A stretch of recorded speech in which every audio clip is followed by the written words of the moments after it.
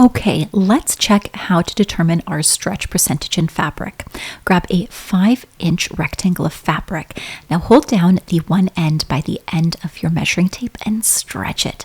This one stretches comfortably to 7.5 inches. So we can do some calculations on that. I actually have a free download linked down below to print this out so you don't have to do any math, but I will walk you through that.